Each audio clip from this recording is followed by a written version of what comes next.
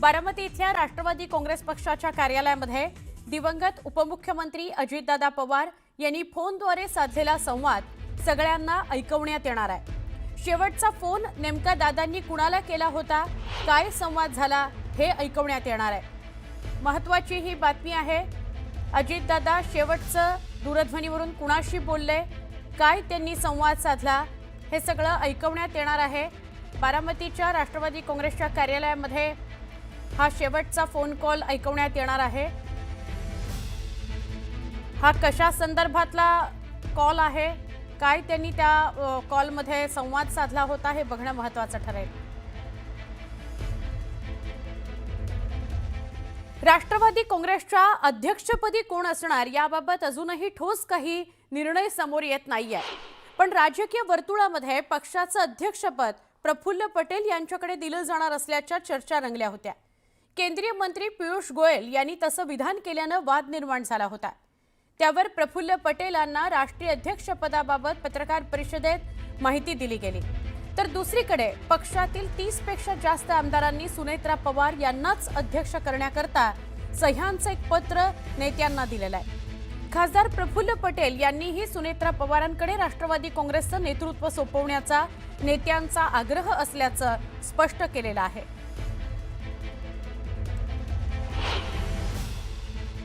आज मैं इतना ही कहूंगा कि राष्ट्रवादी कांग्रेस पार्टी अजीत दादा से प्रेरणा लेते हुए हम आगे बढ़ेंगे। सुनेत्रा जाई पवार, इनको हमको नेता आगे जाके बनाना है और उनके और हमारे सब लोगों के मिलकर प्रयासों से हमको हमारी पार्टी को और आगे की बुलंदियों तक पहुंचाना है। बातमीकडे आपण वळतो आहोत। पुढची बातमी आहे अजित पवारांसंदर्भातलीच। बारामतीमध्ये अजित पवार यांचा विमान अपघात झाला आणि त्यातच आपण त्यांना गमावलं। निधनाच्या काही दिवसांमध्ये संशयाचा धूर आणखी गडद व्हायला लागलेला आहे। राष्ट्रवादी काँग्रेसचे आमदार अमोल मिटकरी यांनी घातपाताचा संशय व्यक्त केला होता। विमानामध्ये 6 जण होते, मग 5 मृतदेह कसे काय, असं म्हणत त्यांनी अपघातासंदर्भात काही प्रश्न उपस्थित केले होते।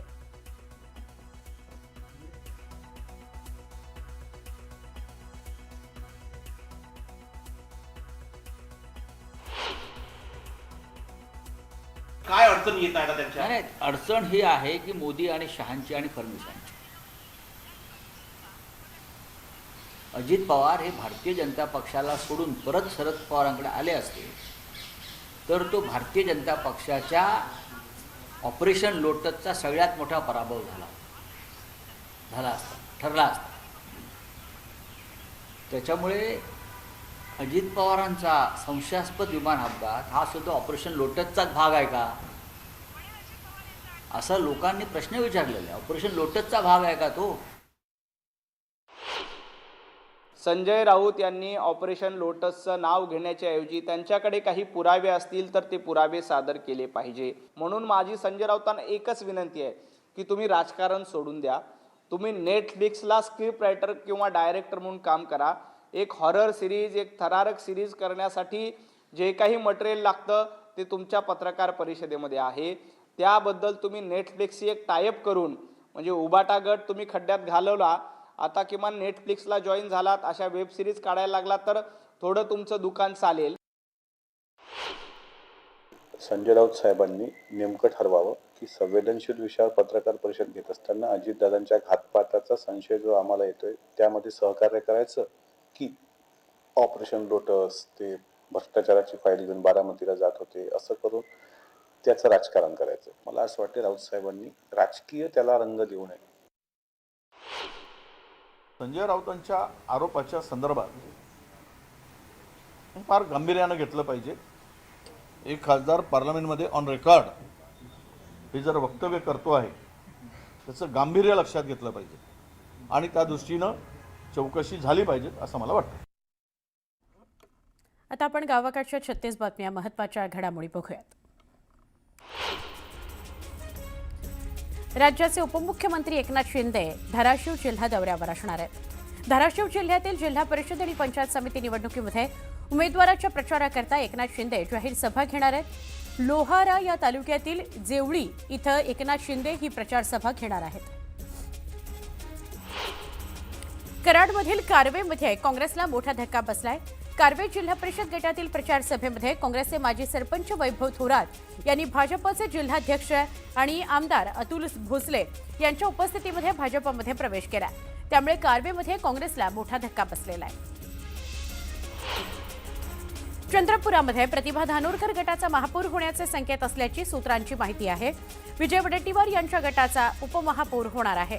तर जो सोबत येईल त्यांना स्थायी समिती अध्यक्षपद मिळणार असून गटनेता काँग्रेस महाराष्ट्र प्रदेश ठरवणार अशी माहिती सूत्रांनी दिली आहे. एकमेकांच्या मतदारसंघामध्ये लुडबुड करू नका असा सल्ला काँग्रेसच्या वरिष्ठांकडून देण्यात आला. चंद्रपुरामधील महापौर मुद्द्यावरून राजधानी दिल्लीमध्ये काँग्रेस संघटन सरचिटणीस के.सी. वेणुगोपाल यांच्या निवासस्थानी महत्त्वाची बैठक पार पडली. या बैठकीमध्ये चंद्रपूरच्या खासदार प्रतिभा धानोरकर यांच्यासह काँग्रेसचे माजी मंत्री विजय वडेट्टीवार सहभागी झाले होते. जवळपास 45 मिनिटं झालेल्या बैठकीत महापौर पदाबाबत तोडगा निघाला अशी माहिती समोर येते. वसई विरार महानगरपालिकेच्या महापौरपदी अजीव पाटील तर उपमहापौरपदी मार्शल लोपिस यांची निवड करण्यात आली आहे. विकासाच्या जोरावर निवडून आलोय, आता विकासाकरता कटिबद्ध आहे अशी प्रतिक्रिया नवनिर्वाचित महापौर अजीव पाटील यांनी दिली. मुंबई महानगरपालिकेमध्ये महापौर आणि उपमहापौर आणि विषय समित्यांवरील अध्यक्षपदी कुणाची वर्णी लागते याकडे सगळ्यांचं लक्ष आहे. बुधवारी मुख्यमंत्री आणि उपमुख्यमंत्र्यांची मुंबई पालिकेकरता बैठक पार पडणार असल्याची सूत्रांची माहिती आहे. मीरा भाईंदर महानगरपालिकेमध्ये मराठी महापौर व्हावा या मागणीकरता मराठी एकीकरण समितीनं आंदोलन केलं. मनसेनं सुद्धा या आंदोलनाला पाठिंबा दिला होता. मुंबई आणि आसपासची शहरं अमराठींच्या हाती जाऊ नयेत ही एकीकरण समितीची मागणी होती. मात्र भाजपच्या डिंपल मेहता 79 मतांनी जिंकले, त्यामुळे पुन्हा एकदा राजकारण पेटलंय. धाराशिवमध्ये महसूल मंत्री चंद्रशेखर बावनकुळे यांच्या सभेनंतर सत्तेत मित्रपक्ष असलेली शिवसेना आणि भाजप यांच्यात आरोप प्रत्यारोपाचा सामना रंगला. शिवसेनेचे उमेदवार खंडणी आणि हप्तेखोर असल्याचा आरोप भाजपच्या उमेदवारांकडून करण्यात आलाय. तर पराभवाच्या भीतीनं पायाखालची वाळू सरकल्यानंच बावचळून आरोप करत असल्याचं उत्तर शिवसेनेनं दिलंय. सोलापूरच्या वैरागमध्ये एकनाथ शिंदेंच्या प्रचार सभेचं आयोजन करण्यात आलंय. बार्शी तालुक्यामध्ये दोन्ही शिवसेना एकत्र आलेल्या आहेत आणि जिल्हा परिषद आणि पंचायत समितीची निवडणूक लढत आहे. अमरावती महानगरपालिकेमध्ये महापौरपदाचा फॉर्म्युला ठरलाय. अमरावती महानगरपालिकेवर 1.25 वर्षाचा महापौरपदाचा फॉर्म्युला ठरलाय. महायुतीमध्ये भाजपसोबत शिवसेना, राष्ट्रवादी काँग्रेस आणि युवा स्वाभिमान पक्ष सत्तेत सहभागी आहेत. कल्याण डोंबिवली महापालिकेमध्ये पार पडलेल्या महासभेमध्ये शिवसेना नगरसेवक मल्लेश शेट्टी यांनी अधिकाऱ्यांना झापलं. महापौर निवडीनंतर भाषणादरम्यान अतिरिक्त आयुक्त योगेश गोडसे आणि मल्लेश शेट्टी यांच्यामध्ये वाद झाला. उल्हासनगर महापालिकेमध्ये महापौर आणि उपमहापौर यांची बिनविरोध निवड झाली. महापौरपदी शिवसेनेच्या अश्विनी निकम तर उपमहापौरपदी भाजपचे अमर लुंड यांची बिनविरोध निवड झाली. पिंपरी चिंचवड महापालिकेमध्ये भाजपसोबत सत्तेत न बसण्याचा निर्णय राष्ट्रवादी काँग्रेसनं घेतलाय. अजित पवारांच्या अस्थींचं दर्शन घेण्याकरता नागरिकांनी मोठी गर्दी केली. यावेळी अजित पवारांनी दिलेला विचार पुढे नेत त्यांच्या स्वप्नातलं शहर घडवणार असा विश्वास राष्ट्रवादी काँग्रेसच्या नेत्यांनी व्यक्त केला. पुण्यामध्ये महापौरपदाचा अर्ज भरताना मंजुषा नागपुरेंनी रिक्षाचा वापर केला. यामुळे त्यांच्या साध्या राहणीमानाचं सर्वत्र कौतुक होत आहे. मंजुषा नागपुरे सलग 3 वेळा नगरसेवक म्हणून निवडून आलेले आहेत. दौंडच्या गोपाळवाडी कानगावामध्ये राष्ट्रवादी काँग्रेसकडून प्रचार सुरू करण्यात आला. अजित पवारांच्या निधनानंतर पदाधिकाऱ्यांकडून प्रचार करण्यात येतोय. मीरा भाईंदर महानगरपालिकेच्या महापौरपदी डिंपल मेहतांची निवड करण्यात आली आहे तर ध्रुव किशोर पाटलांची उपमहापौरपदी निवड करण्यात आली आहे. कारवेमध्ये भाजपनं जिल्हा परिषद निवडणुकीकरता जोरदार प्रचार केला. भाऊसाहेब ढेबे पाटील यांच्या उपस्थितीमध्ये प्रचार करण्यात आला. अनुश्री थोरात आणि दादासो मरगळे यांच्याकरता जोरदार शक्ती प्रदर्शन करण्यात आलं. एक महत्त्वाची बातमी आहे. नवी दिल्लीमध्ये काँग्रेसमधल्या बैठकीत मोठा निर्णय झालेला आहे. चंद्रपुरामध्ये प्रतिभा धानोरकर गटाचा महापौर होणार आहे असे संकेत मिळत आहेत. तर विजय वडेट्टीवार यांच्या गटाचा उपमहापौर होईल असे संकेत सूत्रांनी दिलेत. त्याचबरोबर जो सोबत येईल त्यांना स्थायी समिती अध्यक्षपद मिळणार आहे असं सुद्धा समजतंय. गटनेता काँग्रेस महाराष्ट्र प्रदेशच ठरवणार. एकमेकांच्या मतदारसंघामध्ये लुडबुड करू नका असा सल्ला सुद्धा वेणुगोपाल यांनी दिला असं कळतंय. वेणुगोपाल यांच्या उपस्थितीमध्ये काल महत्त्वाची बैठक चंद्रपूर संदर्भात पार पडली. कारण काँग्रेस अंतर्गतच 2 गट तयार झालेले होते. एक धानोरकर यांचा गट आणि दुसरा वडेट्टीवार यांचा गट. आणि त्यामुळे आपापसातच वादावादी सुरू होती. त्यावर तोडगा निघाला असं कळतंय. हा वाद नेमका काय होता ते आपण समजून घेऊया. चंद्रपुरामध्ये काँग्रेसचे 27 उमेदवार विजयी झाले. धानोरकर गटाकडून 13 उमेदवार असल्याचा दावा करण्यात आला. तर वडेट्टीवार गटाकडून आमच्याकडे 19 नगरसेवक आहेत असा दावा करण्यात आला. 27 जानेवारीला धानोरकर गटाकडून गटस्थापनेचा अर्ज, वडेट्टीवार गटाकडून त्याला आक्षेप घेतला गेला. नगरविकास सचिवांनी निकाल राखून ठेवला. त्यामुळे गट स्थापनेचा निर्णय अजूनही प्रलंबितच आहे. वडेट्टीवार गटातील नगरसेवकांकडून कागदपत्र सादर करण्यात आली. सरतेशेवटी हा वाद मग काँग्रेस श्रेष्ठींकडे गेला आणि नवी दिल्लीमध्ये वेणुगोपाल यांनी बैठक बोलवली सगळ्यांची आणि या बैठकीमध्ये तोडगा निघालाय असं कळतंय. पुन्हा एकदा बातमी 36 जिल्ह्यांची. मुंबई विमानतळावर 2 विमानांची धडक झाली. सुदैवानं मोठी दुर्घटना टळलेली आहे. एअर इंडिया आणि इंडिगो कंपनीच्या विमानांच्या पंखांची एकमेकांना धडक झाली. दरम्यान दोन्ही विमानांमधील प्रवासी सुखरूप आहेत. केंद्रीय शिक्षक पात्रता परीक्षा देणाऱ्या शिक्षकांना दिलासा मिळालाय. CTET या परीक्षार्थी शिक्षकांना निवडणूक कर्तव्यातून सूट देण्यात आली आहे. राज्य निवडणूक आयोगानं सगळ्या संबंधित जिल्हाधिकाऱ्यांना तसे निर्देश दिले.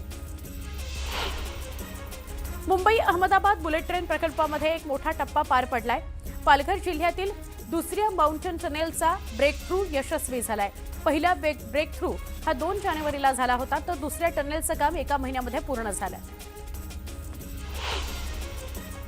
नाशिकमधील आगामी सिंहस्थ कुंभमेळ्याच्या पार्श्वभूमीवर साधू महंतांबाबत एक अत्यंत महत्त्वाचा निर्णय घेण्यात आला. आखाडा परिषदेच्या वतीनं आता साधू महंतांना अधिकृत ओळखपत्र देण्यात येणार आहे.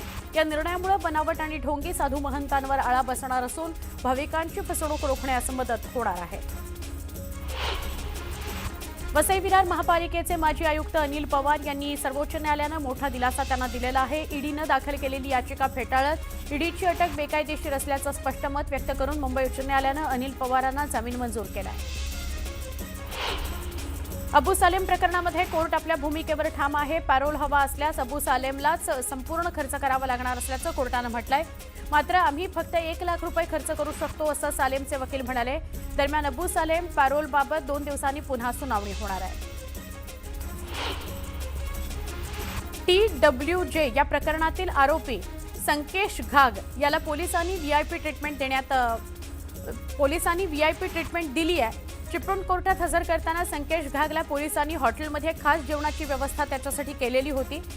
हॉटेल बाहेर गुंतवणूकदारांची गर्दी वाढल्यानंतर आरोपी संकेश घागला घेऊन पोलिसांनी काढता पाय घेतला. शनी शिंगणापूर देवस्थान बनावट ॲप प्रकरणात सायबर पोलिसांनी न्यायालयामध्ये 2500 पानांचं दोषारोपपत्र दाखल केलेलं आहे. एकूण 77 लाखांचा अपहार झाल्याचं उघड झालेलं आहे. 9 आरोपींविरोधात दोषारोपपत्र दाखल करण्यात आलेलं आहे. मुंबईतला प्रसिद्ध विकासक सुशील रहेजा याचा मुजोरपणा समोर आलाय. तुम घाटी लोक सुधरोगे नाही असं म्हणत मराठी तरुणाला मारहाण करत जातीवाचक शिवीगाळ करण्यात आलेली आहे. या प्रकरणी रहेजा विरोधात मारहाण आणि अॅट्रॉसिटीचा गुन्हा दाखल करण्यात आलेला आहे.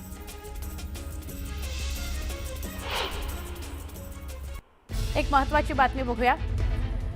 मुंबई विमानतळावर काल रात्री एक विचित्र घटना घडली. 2 विमानांची एकमेकांना धडक झाली. ती धडक अगदी समोरासमोर नाही झाली. मोठी दुर्घटना टळली आहे. पण एअर इंडियाचं एक विमान आणि इंडिगो कंपनीचं एक विमान त्यांचे पंख एकमेकांना धडकले. दोन्ही विमानांमधील प्रवासी सुखरूप आहेत. एअर इंडियाचं विमान मुंबईहून कोइंबतूरला जाण्याकरता पार्किंगमधून बाहेर येत होतं. त्याचवेळी हैदराबादहून मुंबईत दाखल झालेलं इंडिगोचं विमान लँडिंग नंतर टर्मिनलच्या दिशेनं टॅक्सी वेवरून जात होतं. या दरम्यान दोन्ही विमानांच्या पंखांचे कोपरे एकमेकांना घासले गेलेले आहेत.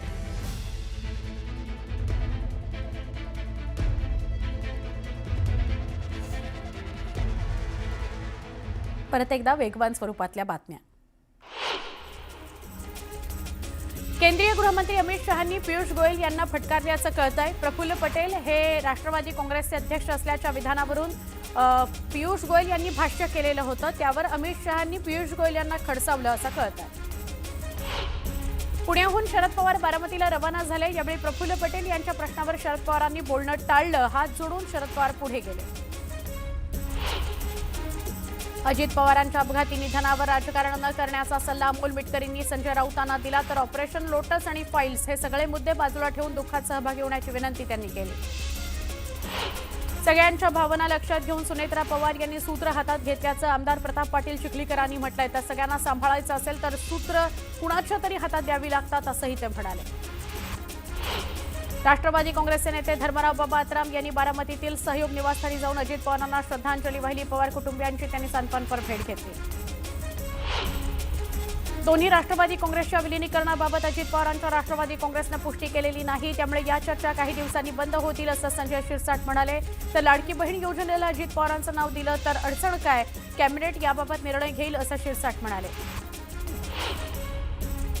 दिवंगत उपमुख्यमंत्री अजित पवार यांचा अस्थि कलश अकोल्यातील राष्ट्रवादी काँग्रेस पार्टीच्या जिल्हा कार्यालयामध्ये दर्शनाकरता ठेवण्यात आला. या अस्थि कलशाचं कार्यकर्त्यांसह पदाधिकाऱ्यांनी दर्शन घेतलं. राज्याचे दिवंगत उपमुख्यमंत्री अजित पवार यांच्या अस्थीचं कोरणी घाट इथं विसर्जन करण्यात आलं. राष्ट्रवादी काँग्रेसचे राष्ट्रीय सचिव राजेंद्र जैन आणि आमदार राजकुमार बडोले यांनी अस्थींचं विसर्जन केलं. जळगावातील राष्ट्रवादी काँग्रेसच्या कार्यालयामध्ये अस्थि कलश ठेवण्यात आला होता. यावेळी कार्यकर्त्यांसह नागरिकांनी दर्शन घेतलं. दरम्यान पाडळसरे या धरणामध्ये अस्थि विसर्जन करण्यात आलं. विविध ठिकाणी दर्शनाकरता ठेवण्यात आलेले अजित पवारांचे सगळे अस्थि कलश बारामतीतील सहयोग निवासस्थानी आणण्यात आले. पार्थ पवार आणि जय पवारांनी या अस्थि कलशांचं पूजन केलं. आदित्य ठाकरेंनी पिंकी माळीच्या कुटुंबियांची भेट घेतली. आदित्य ठाकरेंनी पिंकी माळीच्या प्रभादेवीतील निवासस्थानी जाऊन कुटुंबाचं सांत्वन केलं. दरम्यान या अपघाताबाबत अनेक अँगल आहेत, त्यामुळे ते पुढे यायला हवेत. आपण चांगला नेता गमावलाय अशी प्रतिक्रिया आदित्य ठाकरेंनी दिली.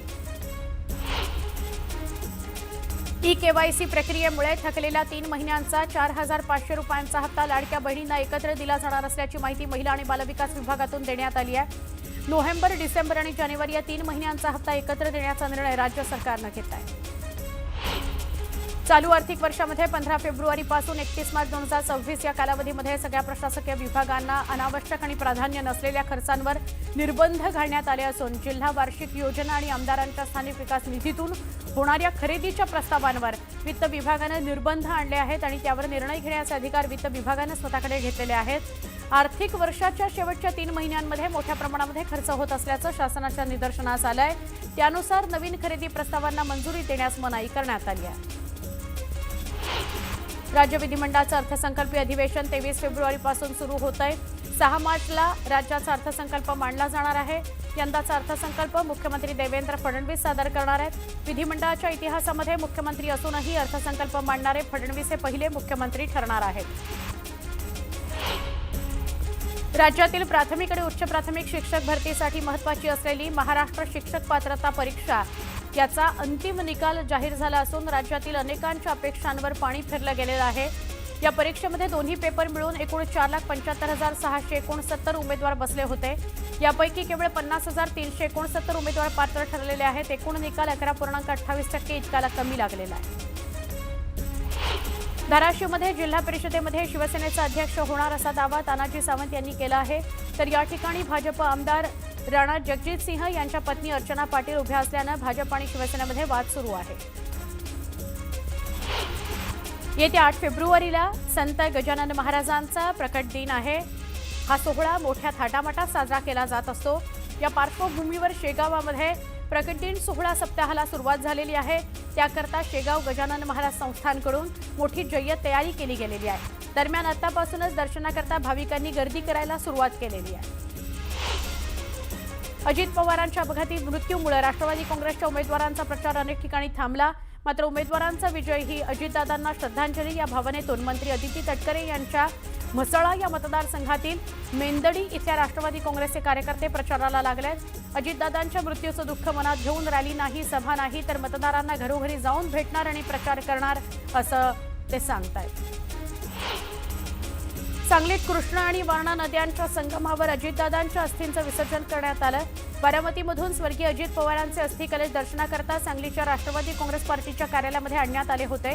अस्थी दर्शनानंतर हरिपूर इथल्या कृष्णा आणि वारणा नद्यांच्या संगमाच्या ठिकाणी ते विसर्जित करण्यात आले. खुनाचं सत्र आणि वाढत्या नशेखोरीच्या विरोधामध्ये अखेर सांगली पोलीस ॲक्शन मोडवर आलेले आहेत. पोलीस अधिकारी प्राणिल गिल्डा यांच्या नेतृत्वाखाली पोलिसांनी ब्लॅक स्पॉटच्या ठिकाणी धाडी टाकल्या. यावेळी मद्यप्राशन आणि नशा करणाऱ्यांना चांगलाच दणका देण्यात आला. ड्रायव्हरचे हातपाय बांधून गहू लुटणाऱ्या टोळीला जेरबंद करण्यात आलं. यामध्ये 35,40,000चा मुद्देमाल हस्तगत करण्यात आला. 4 आरोपींना अटक करण्यात आली आहे. देहरे टोल नाक्याजवळ ही घटना घडली आहे.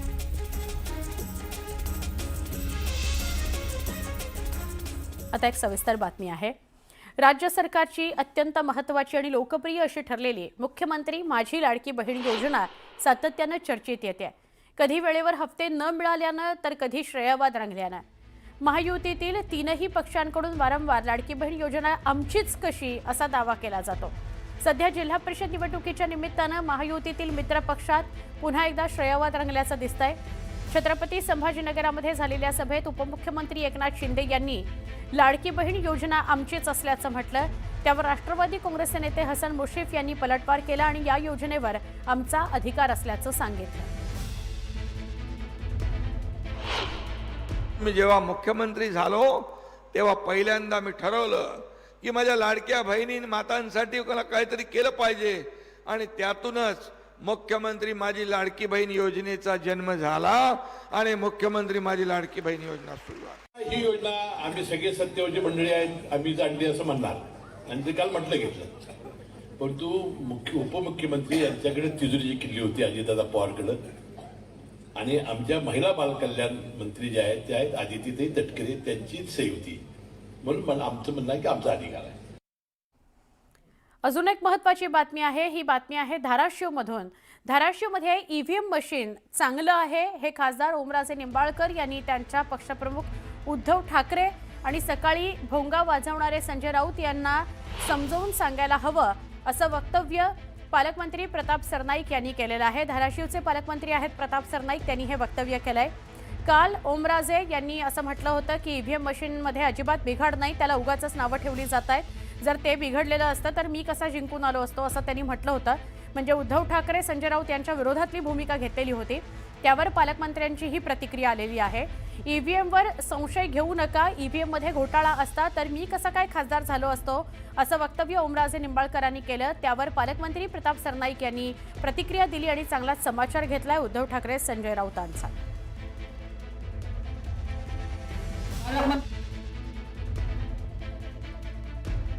मशनीला नावं ठेवू नका, मशनीला नावं ठेवू नका. काय काही जण म्हणतात मशनीत गोळ आहे. अरे मोदी साहेबाला महत्वाची निवडणूक कोणची होती? लोकसभेची होती का नगरपालिकेची? मग गोळ लोकसभेलाच केला असताना गोळ झाला असता तर ओमराजे खासदार झाला असता का? हे लक्षात आलं का? मशनीत घोळ नाही. खरं तर त्यांनी त्यांचे जे मुख्य नेते आहेत आदरणीय उद्धवजी ठाकरे साहेब, आमचे जे सकाळी रोज भोंगा वाजवतात संजय राऊतजी, त्यांना सांगायला पाहिजे की ईव्हीएम किती चांगली आहे. ईव्हीएमच्या माध्यमातून मी खासदार झालेलो आहे. तुम्ही सुद्धा असा विचार करू नका की ईव्हीएम म्हणजे काहीतरी बोगस प्रकार आहे. परंतु तुमच्या लोकांनी मात्र सातत्याने ती भूमिका घेतलेली आहे. त्यामुळे ओमराजे निंबाळकरांचं ह्या बाबतीत तरी निदान कौतुक करायला हरकत नाही. त्यांनी आपल्या नेत्यांना त्या संदर्भात सांगायला पाहिजे. दिवंगत उपमुख्यमंत्री अजित पवार यांचा विमान दुर्घटनेमध्ये दुर्दैवी मृत्यू झाल्यानंतर खासदार सुप्रिया सुळे यांना याचा फार मोठा धक्का बसला. सुप्रिया सुळे दररोज व्हॉट्सअप स्टेटसला अजितदादांचा फोटो शेअर करतायत. आज देखील त्यांनी आपल्या स्टेटसला 2 फोटो शेअर केलेले आहेत. अजितदादा बरोबरचा सेल्फी घेतानाचा फोटो दिसतो आहे.